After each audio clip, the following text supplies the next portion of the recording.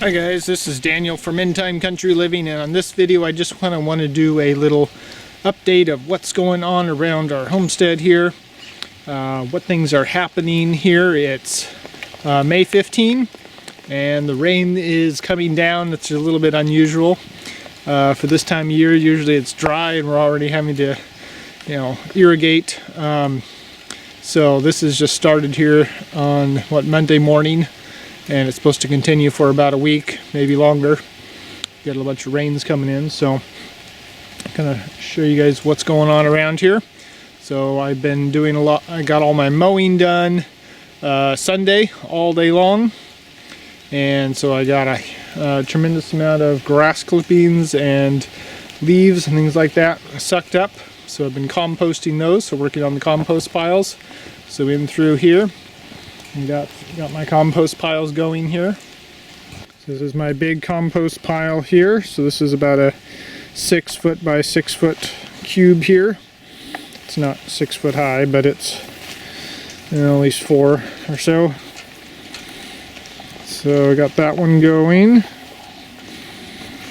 And here's my first one I did here a while back. So that's breaking down nicely. It's still about 140 degrees. Well, let's see here. Let's see what it actually is here. So yeah, we're at, let's see, 35, 6, 30, about 136 degrees here. So this one is doing nicely. This one here is not doing so great. I think it's around 100 degrees or something. Let's put the thermometer in there. We'll check it again here. I'm not sure what's going on with it, why it's not heating up yet. I did throw some molasses on there, and maybe I need to throw some more on there. See what's going on here, but so we're hovering. Yeah, it's still dropping. About 100 degrees, which isn't great. I'm thinking it's either got too much moisture or not enough air or something. I'm gonna probably have to move. Yeah, see, it's going all the way down to almost 90. It's not good. So anyway, it's got some issues, so that's one to figure out and resolve here. Don't think there's too much carbon in there. So I did another pile here. Used less water. I didn't water the leaves that I put in, so I kind of put them in fairly dry to hopefully get some more airflow, and I'm not doing it as tall. This one I also didn't get some kind of air tube down the center of it like I did over here. Actually, this one's actually steaming. This has got holes in the pipe down there all the way down. Well, not almost all the way down. There's actually like steam coming out the top of there. You can actually feel there's quite a bit of heat coming out of that. It's kind of cool. So I don't know. So I stuck, this is a piece of field fence here. That's a tube that goes down there. You can see down there. So that's getting air down to the center of it. So I'm hoping that will help. I'm probably going to have to move this other pile. I'm guessing it's maybe too high and just too large. Usually 6 feet they recommend is a good diameter, but it's a little bit bigger than that at the bottom, I think. So I'm guessing it's just not enough airflow. But who knows? It's an experiment trying to learn how to do this correctly, so I'm probably have to split it off and make smaller piles to hopefully get it heated up. Okay, so the pea patch is doing great, really great this year. Very happy with it. So I did use some soil inoculants on it this year. Laid some compost, just around, sprinkled it around the plants. Didn't do a whole lot of compost on it. Just basic amendments in the compost. And then we got the lettuce here, which is doing great. So I've got a nice crop of lettuce coming on, and it'll be, I don't know, let's see here, Wednesday. I don't know, by Friday. Yeah, we already started to get some leaves off of it, but it'll probably be Monday by the time I'm actually able to get much of a harvest off of it, but it's getting there.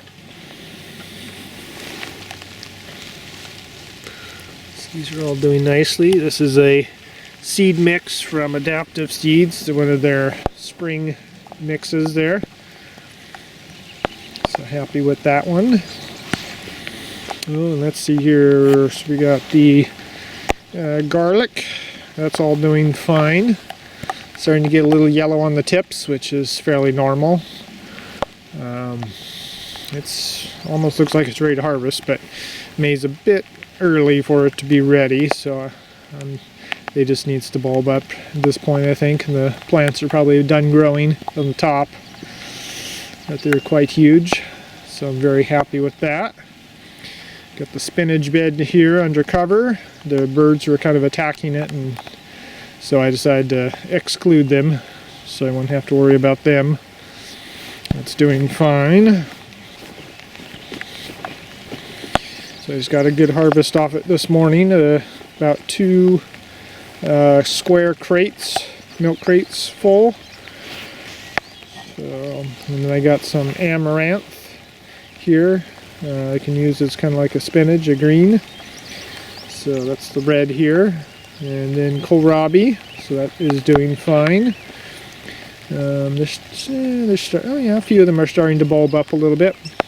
So they're doing good here. This is elephant garlic here, which is not emerged yet. So we'll see if it actually does. Still waiting on that.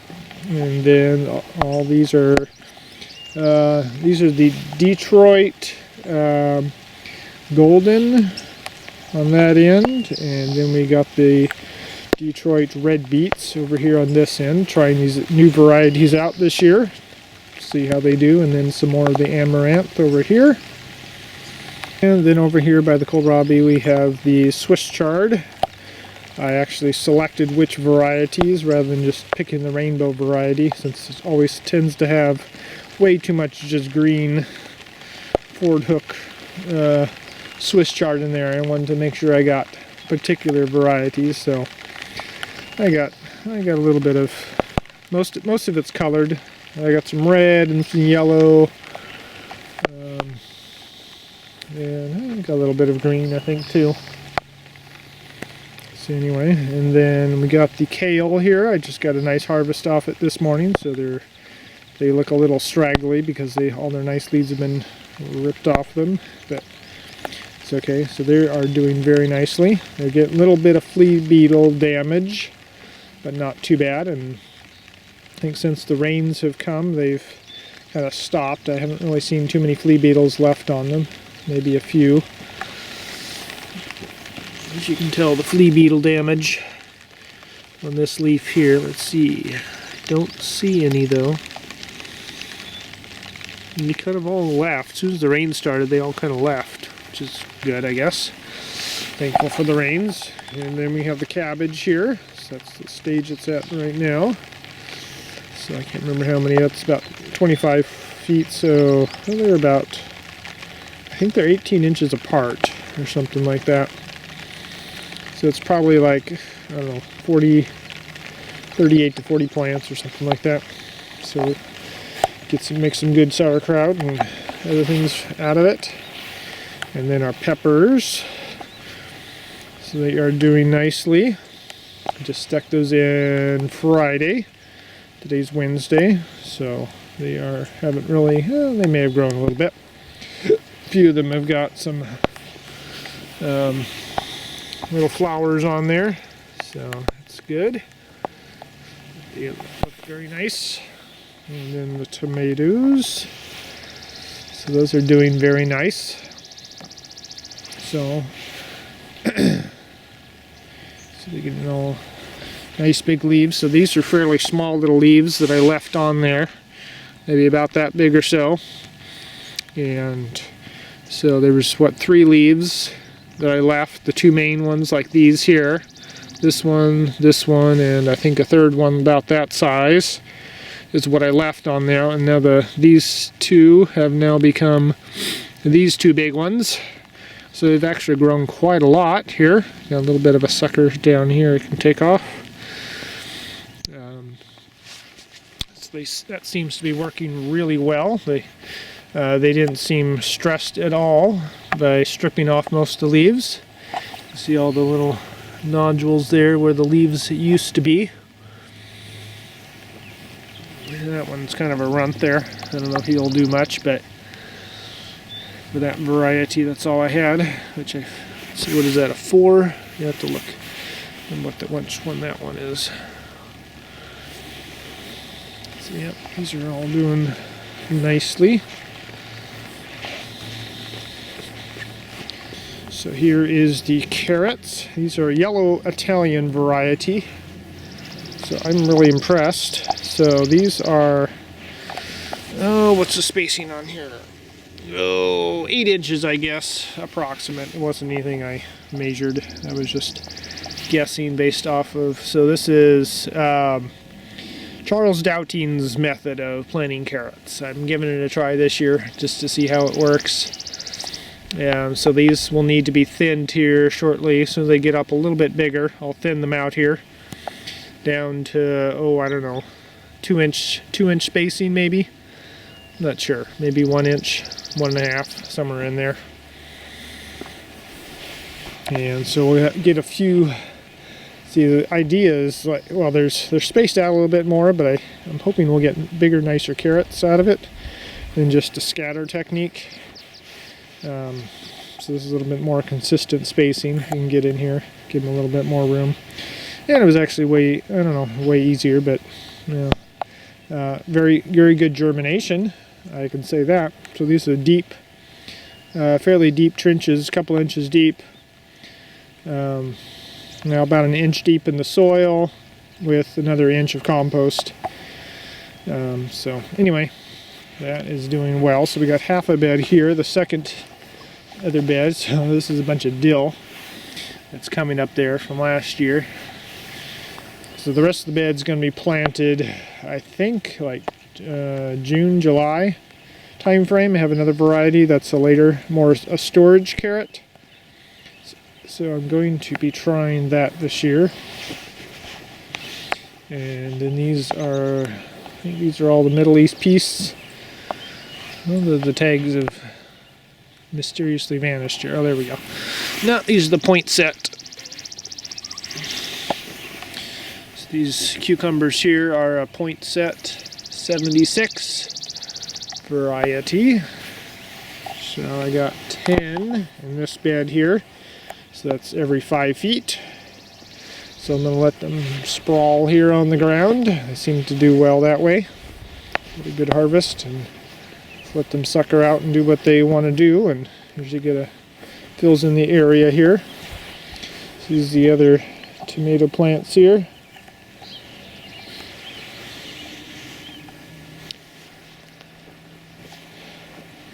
So all kinds of different varieties. There's about 10 different varieties here this year that I'm trying.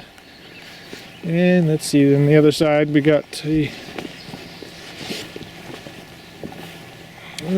are more cucumbers here. These, what are these? The Middle East peace. I need to write down my diagram exactly what everything is here. So this is the Middle East peace cucumbers. I think this whole bed's Middle East peace. It's a Middle Eastern cucumber that's very nice. And from Adaptive Seed. Camera's getting wet out here with all the rain here. It's not really bad, it's just enough of a sprinkle, kind of gets things wet. Okay, and then sweet potatoes and beans. So this is the sweet potato patch this year. So I think these are every 3 feet. I'm spacing them for the record. So I have no idea if they're going to do good this year. Obviously it's a little damp and cold out here for them, but hopefully they'll survive and maybe give us something here. It's just an experiment to have some extra bed space, so who knows if they'll do well. And then the other half of the bed, the other 25 feet of the bed here is all green beans, so there's nothing to see there because they've just been planted here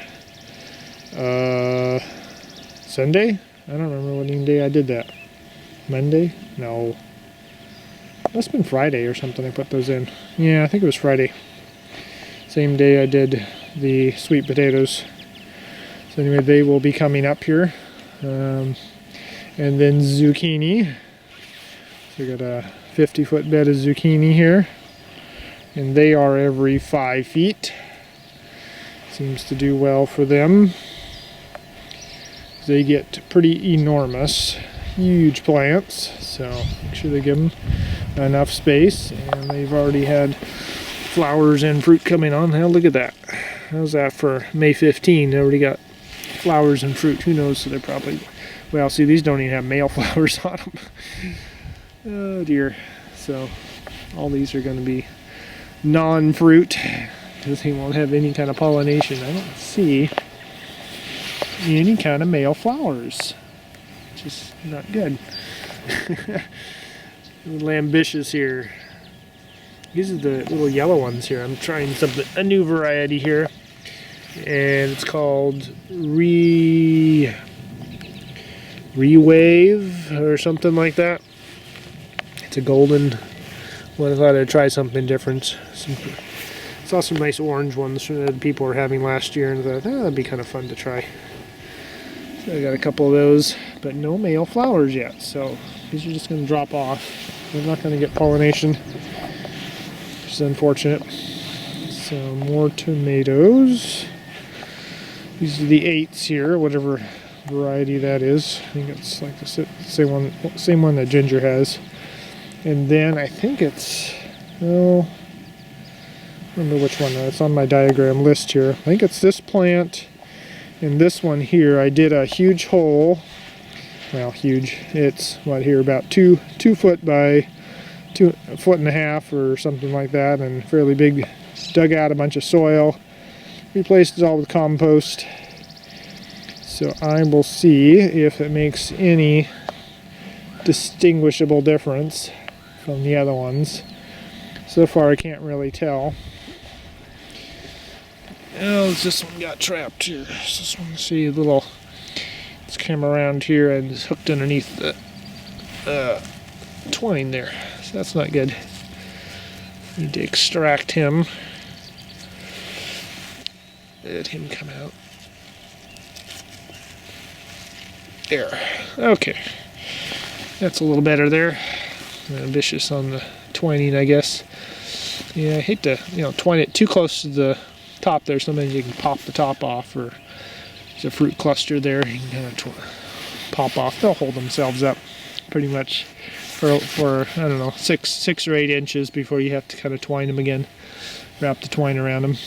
So I usually don't get too carried away, except when they start to bend or flop over or do something weird, then I try to get them trellised up.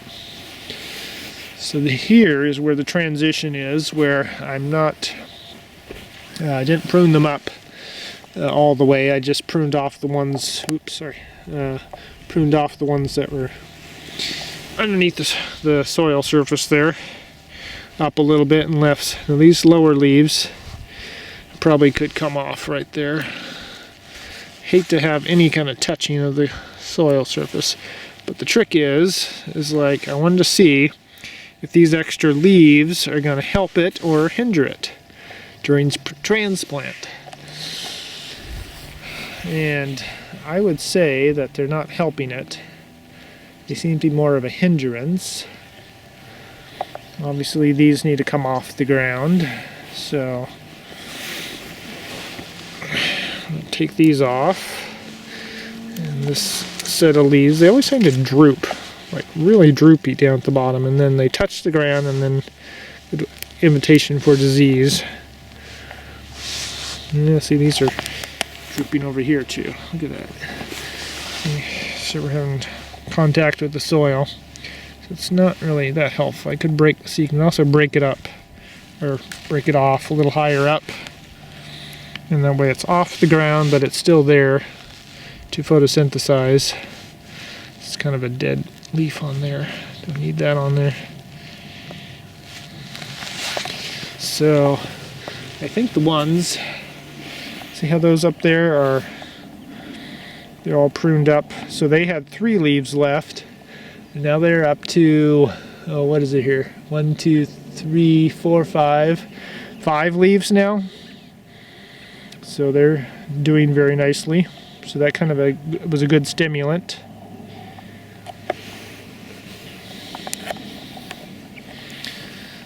So yeah, not super pleased with how these are turning out. So this is the experiment to see, you know, is the pruning, you know, hard pruning on them, leaving only 3 leaves at the top, a good thing or a bad thing?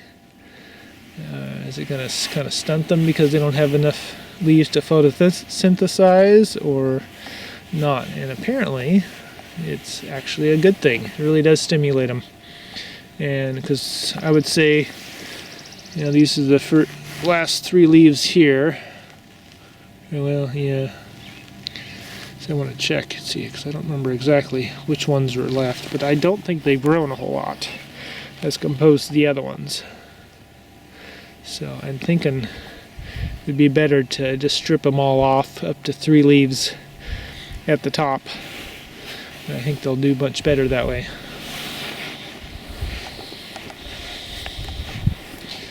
And also the color, they're all kind of closed up. So look at this. Okay, notice the coloration. The leaves are open. It's nice sturdy plant. Check out that one. Okay, yes, this is a different variety, but still, they're all kind of that way. You look all the way down, all the ones that are pruned. In fact, we could look at the ones that are the same variety. Look at the nice leaves. Oh, something else. There's a deficiency that causes these. That's cool. I'm seeing it on here. Oh, maybe it's not cool, but can't remember now what it is now. I have to go look that up. But there's a deficiency that causes the leaves at this point. See how they're disjointed. They don't come together. This comes up to here, and this one's up to here. See, that's a deficiency, mineral deficiency. It's, oh, what is that? I want to say zinc or something like that. Yeah, I think it's like zinc. So that'd be something to try to see if I can amend it with some zinc and see if I can get rid of that on some of the new growth. It's interesting, first time I've seen it. And you can also look at the distance, the node distance, to see how healthy. It looks pretty good. Look at that node distance on there. There's a node there and a node right up there. There's another leaf. And the next one, look at that. That's good node distance on there too. It's just right there. So that's good. So that is the growing tip there. See, there's a good node distance right there. From there to there, that's pretty narrow. So these are doing very, very well, except for that one deficiency. Not all of them are. See how these are quite pronounced. Look at that. See how that's pronounced there? A little comes up here, and then this one's. They should meet perfectly, like this one. See, look at that one. Whoops. There we go. See, look at that one. See how they meet? That's the way they should be. So we'll have to see. That may be just a genetic thing on these too. So that's just what I was told. So look at that one. See? It's even got some purpling on there. Look at that. That's not good. It's only on half the leaf too, that's interesting. That leaf, that side is all kind of light green, and this one's all got purple. That's a phosphorus deficiency. And they're all like turned. See how they're turned like that? So these are all the ones I didn't prune. And these are, what, 6s? Yeah, these are 6s. So these two are also 6s.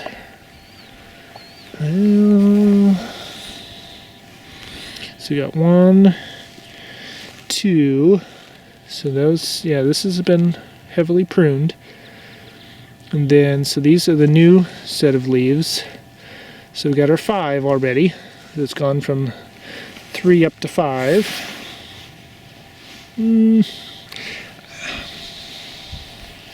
Oh, let's see here. Yeah, I think that's more of a variety thing, because all these 6s, I'll have to look it up, which variety that is. Yeah, see, these aren't any better. They're all kind of funny.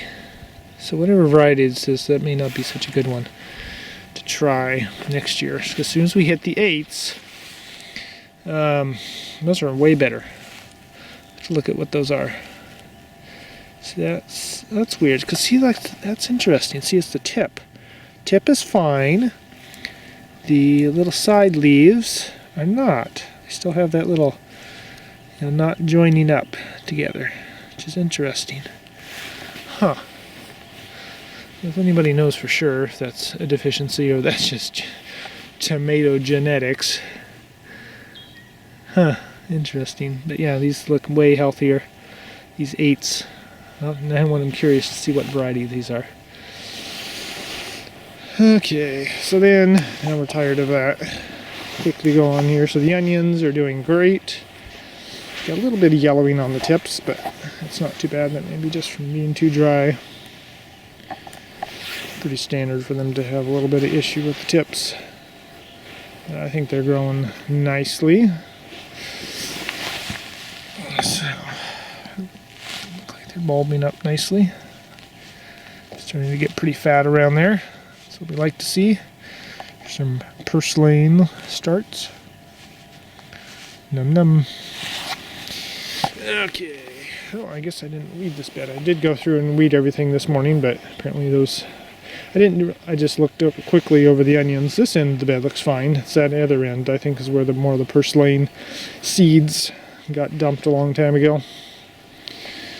I had some ones that go to seed, and they kind of have been a problem ever since.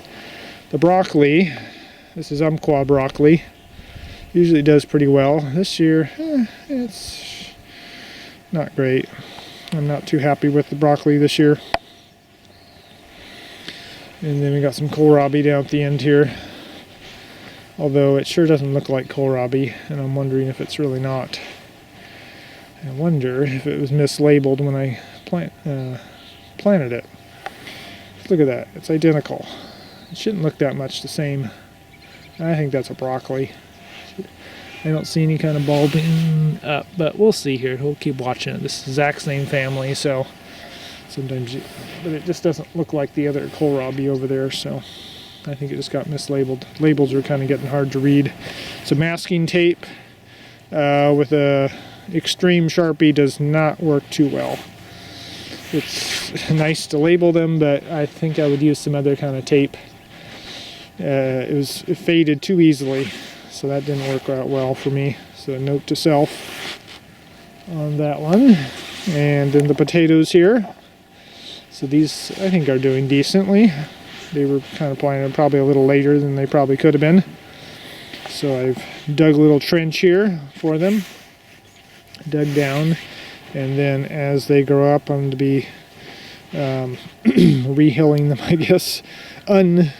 Untrenching them. Filling in so they got a trench next to them, or a little hill next to them. I'm going to be pulling back over them. So they probably almost have a little bit now, but they seem to be nice and bushy. Doing nice and healthy so far. A little bit of burning there. I think that's frost damage there.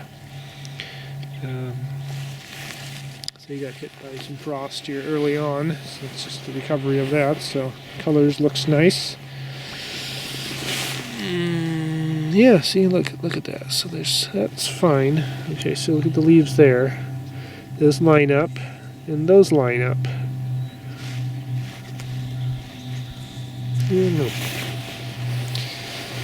Okay, and then, yeah, these are looking kind of yellow, aren't they? They may need some nitrogen help here. Those aren't looking too hot. This is the butternut squash. Yeah, these, and then it switches over on this bed here. Should come up to, there's butternut. Oh, I should keep it on the right side, same side, I guess. Okay, so there, and then spaghetti squash.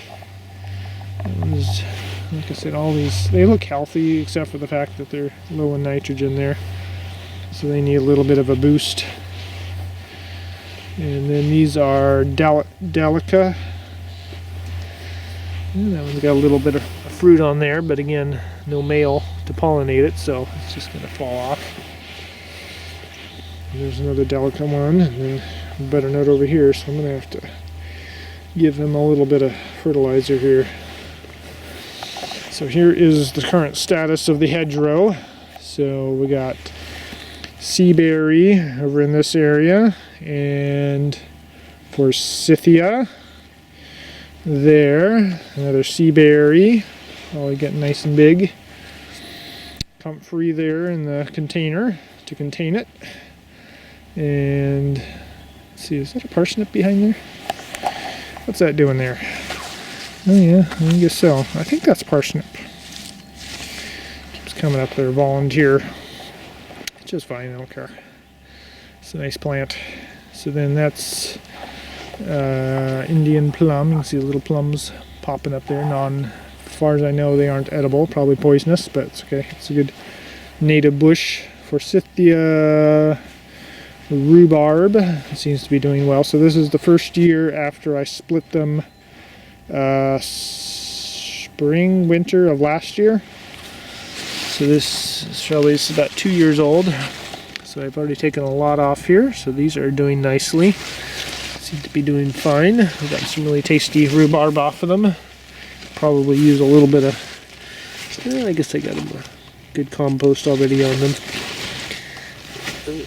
I could probably use some more, but it seems to be doing alright. So this is the first year that I've been going to get some quince. Well, in theory. Got lots of blooms, and the blooms of, oops, I don't know. Just popped that one off. Well, one less quince. Goodbye. Guess I better not touch anymore.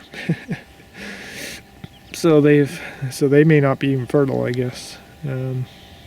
They came off that easy. Anyway, it had some nice blooms, and it looks like they've been pollinated or something like that. So anyway, it's exciting if I get a few quince, so it's not a very big tree at this moment.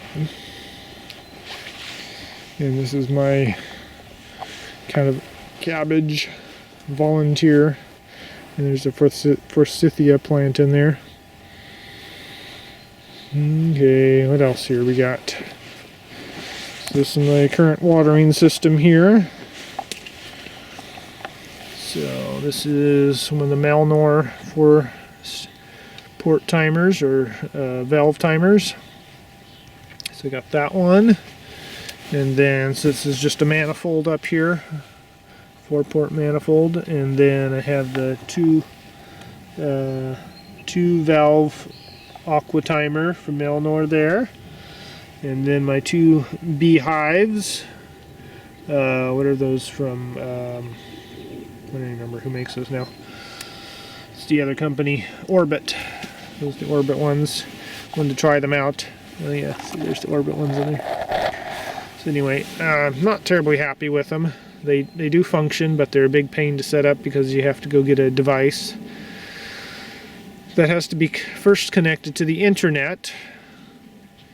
And then you have to come out here, since I don't have internet out here, or cell, what's in my cell devices. Neither of my 2 devices I have cell phone service, so you got to be connected to the internet, then you got to come out here, then you got to set it up. So, and that means it's definitely a I don't know what to call it, a liability. Internet dies, they can't program them. For some reason, power goes out. Guess what? No internet, no ability to program these things. So anyway, I'm not super happy. I wasn't clear that you needed the internet connection when I got them. How's that? There's a little bloom there. Little bloom. Going to be a pea soon.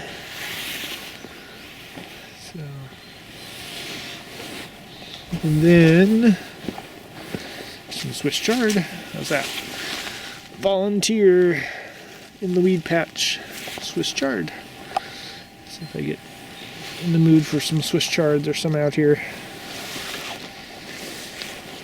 And there's some parsnips there too coming at volunteer. So this is going to be my cornfield this year, or potatoes if you want a potato, I guess.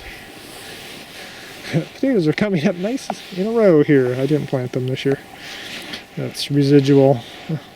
Oh yeah, hey, these are the ones that did, well, yeah. See, these didn't come up last year. That's what I found out last year. I don't know why none of the potatoes wanted to grow last year. And now they're coming up. Right in line, nice perfectly row. There's one there, there's probably one underneath my pile here. There's a few more there.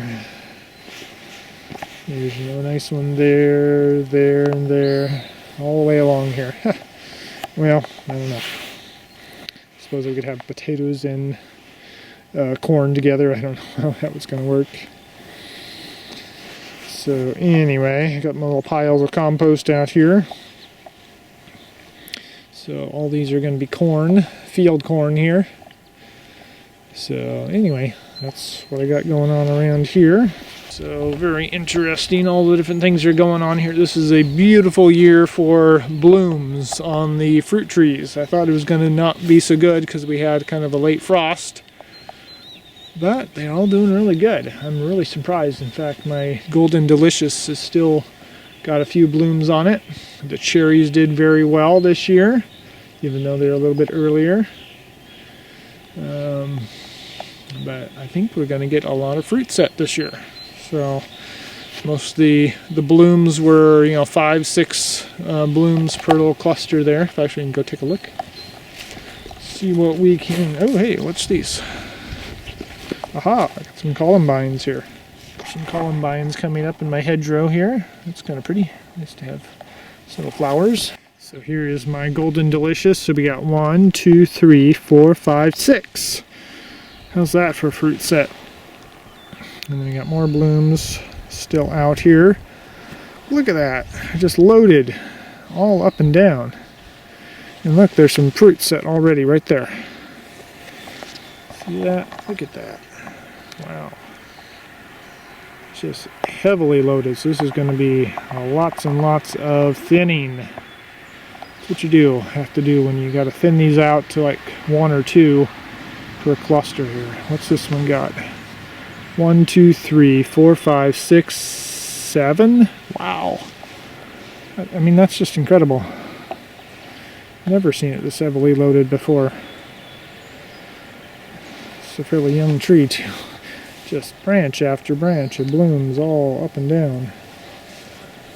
I can't, just wearies me thinking about all the thinning I'm gonna have to do here. Just like, wow. Just loaded. So anyway, once these get a little bigger, figure out which ones are actually pollinated. Some of these aren't all pollinated, I can see that. You can see like those, look, there's a bunch there, but then you go over here and not all of them are, getting bigger there. Like some of them are just kind of sitting there. They're lighter colored, the stems. See that? Look at that. The stems are lighter colored. I don't know if you can see that. Okay, so get the focus right. Okay, so look, so here's one that's pollinated.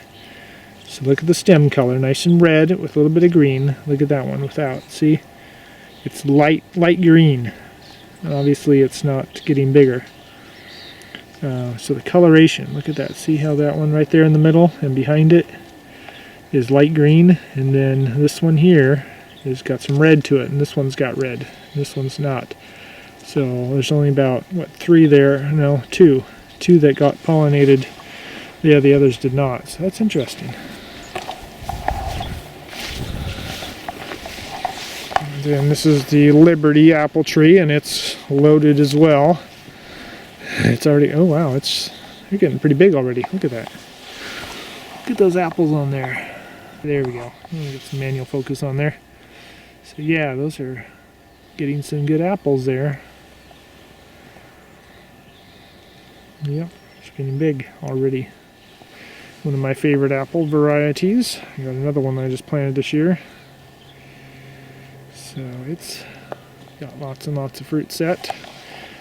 Not all of them have got pollinated like these Obviously, there's only one there that got pollinated, the others did not. This one's got like 5 that it got pollinated. 6, 7. So that's ridiculous. 7 blooms, 2 clusters. That's, I usually see like 5 is the max. 7. Anyway, so it's interesting year. And then, well, thankfully all these have not. Yeah, see, all these have not pollinated. Oh, that one's huge. What's up with that one? It's like a huge cherry, and then there's all the rest are more meager. I don't know. We may not actually get that many cherries on this one. These don't look like they got pollinated. Yeah, interesting. Most of them are not pollinated. Huh. Well, we'll still get plenty of cherries, I think, but it's surprising that, yeah, I guess it was just because it was too early. It was so kind of cold and frosting, and the bees weren't out when they were getting their blooms out, so it'll be a little more meager year. And this right here is a Honeycrisp. This is on my video of planting the Ellen White method. So the video I did last year on how to do that, this is it. It's here. It's doing very nicely. And you know what? Of course, this is an unusual, probably an unusual year, but what are these things here? On a 1-year-old little tree, obviously, 1 year planted. Those are apples. It's got apples already, and so they're pollinated. Can you imagine that? Look at that. I was like in shock. It's like, what? Blooming already? 2nd year? Yeah. So this is a little semi-dwarf Honeycrisp there. Doesn't say which type of rootstock it is, but semi-dwarf, something like that. But anyway, it's doing quite nicely. It's got a little bit of bark damage down here. So I'm not sure, I might have to put a collar around that to protect it a little bit. I'm a little concerned what that looks like there. So hopefully that won't die off. But the rest of it looks nice. Except for that there. See, I think it's some kind of disease or something like that. These are get a lot of that in here. I gotta figure out what's the solution to that. So anyway, it's a little bit of a concern, but other than that, the tree is doing nicely. Pretty good diameter on the main part there, and a little bud graft on there, or whatever it was. Yeah, it's a bud graft. That was the main part there, and then they bud grafted it right there. Got a little bit rootstock stuff coming off there. This sad little thing here, nectarine. Shouldn't have gotten it, but I did. I should have done. It was just a snap decision. So this is a, what is Fantasia. Whoops, where is the camera? There we go. So this is a Fantasia nectarine, semi-dwarf. Produces large freestone fruit, has red and yellow skin with yellow flesh. Fruit ripens in August, remains firm when ripe. But it's a very sad little tree. It's already got peach leaf curl quite badly on it. I've sprayed it quite a lot here, but apparently it's not gonna. There's certain varieties that are more resistant to it, and I could not find the information on this one. It's like a list of like 5, like 2 nectarines maybe, and a bunch of peaches that are semi-resistant to peach leaf curl, and that wasn't one of them. And so I need to do some more research and figure out if I can find one that's a little more resistance. This one is a Brayburn. Planted it again the Ellen White method, and look at that. I don't see any that are fertile, but there's a bunch of blooms on the thing. And there's some more blooms down here, which none of these are fertile on this one. which is good. I have to come back and knock them off. It's a bit too young to be setting fruit. Anyway, that one's doing well. So this is one of the new ones here. I don't know what variety this one is. Let's see here. Oh, Ida Red. So that's my Ida Red that I grafted last spring. So this is a 1-year-old tree from a, little graft there that I did. This is just grafting a 6-inch stick or so on there with several buds. So it's doing nicely. I think, did it actually flower? I can't remember now if it flowered or not. I don't think so.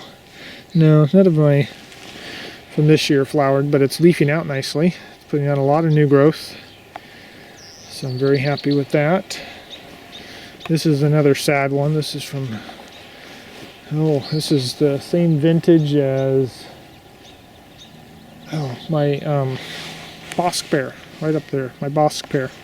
So I grafted these, and I left them in the gallon pots because I was told by the Home Orchard Society, put them in gallon pots, keep them in the shade for a year, and then set them out in the next year. Well, I did that. I think it was another year because I didn't get them all in. I think maybe I got one or something, maybe not any. Anyway, I didn't get them all in the soil, so I think they were 2 years in the pots. And then I finally got them set out. And most of them I didn't do the Allen White method, just a small hole that I dug and amended a little bit with some compost. And that's one of them. This is the only one that's, well, this and, so this is a Northern Spy, and then the Bosque pear. Those are the only 2 that survived out of the 7 or so that I planted. So I was really disappointed. And this one was doing well last year, but this year it looks like it's dead. It's pretty much all, the buds kind of look semi-alive, but not enough. I'm pretty sure it's dead. It should be opening up right already. So anyway, that's another one I'll have to replace because I'd really like to have a Northern Spy. Really good apples. But the Bosque, I don't know, it seems to be doing just fine. It doesn't seem to have any problems. It was planted the same way, just shoved in the ground and much of mulch around the surface, a lot of wood chips and leaves and everything like that. It seems to handle a little bit better there. So here is my little seedling plums that I was given here, and doing some grafting onto them. Some of the grafts like this one are taking. You see little leaves are coming out nicely on those. And this one over here is doing very nicely. Look at that, all that foliage coming out. And this one is kind of just sitting there. I think it's not making good connection. I think it's a little bit too big. I think I got a little bit too large. I was hoping to, little shorter grafts might be a little more usable. This one's doing fairly well. It's a Brooks that I'm put on there. Alright, well, we're getting a little bit of a downpour here, so I'm going to cut this video short since it's getting long anyway. So I will see you guys on the next video. I hope that was helpful, and it's kind of a little bit for my documentation too, for what I did this year and what's working and what's not. So I will catch you guys later. God bless. Bye-bye.